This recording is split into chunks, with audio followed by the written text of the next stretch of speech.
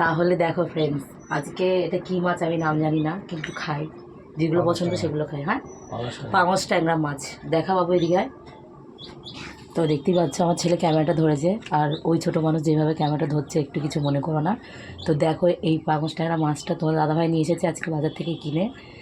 তো আসো, এদিকে চলে আসো, দোকান থেকে নিয়ে এসেছে। আর এদিকে আসো, এইদিকে যে মশলাটা কষিয়ে নিয়েছি আমি, এবার কাঁচা মাছগুলো এর ভিতরে দিয়ে দেবো।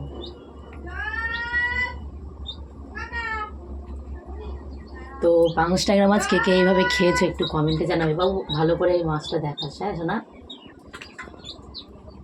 তো এখানে 1 কেজি মাছ ছিল। তো কালকে বড়বার গেল, মাছ খাইনি, যেহেতু কালকে আসতে ছিল না, আমিষ ছিল। এই না, কালকে নিরামিষ ছিল, আজকে আমিষ করলাম।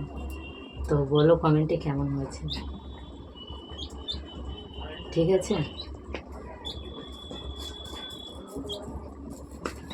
আর এই তেলগুলো করব, এই তেলগুলো এই ডাঁটা আর আলু দিয়ে তেলগুলো রান্না করব, তো তোমরা তখন সেটাও দেখবে।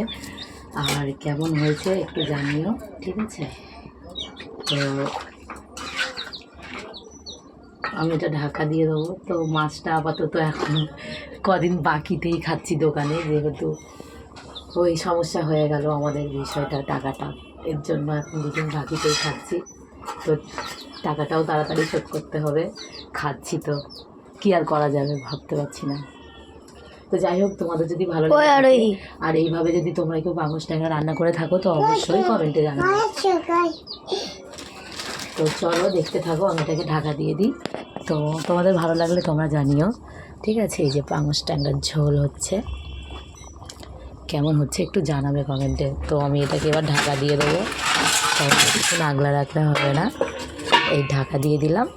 তো তোমাদের যদি ভালো লেগে থাকে অবশ্যই কমেন্টে জানিও। আর কি বলবো, যেহেতু রান্নাটা করলাম, আর অনেক দিন এই মাছ খাওয়া হয়নি, অনেক দিন, তাই ভাবলাম একটু নিয়ে আসা হোক, কী আর করা যাবে। আর এমন মুহূর্তে এমন এমন মানে সব কিছু যে ঘটে যায় কিছু ভেবেও পাওয়া যায় না।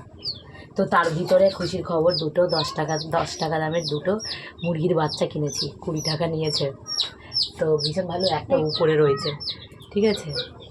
তো তোমাদের কেমন লাগছে সেটাও কমেন্টে জানিও। তো টাটা ভাই, ভাই বলছি, সরি ভাই, ভালো থেকো তোমরা সবাই, লাভ ইউ ফ্রেন্ড। ঠিক।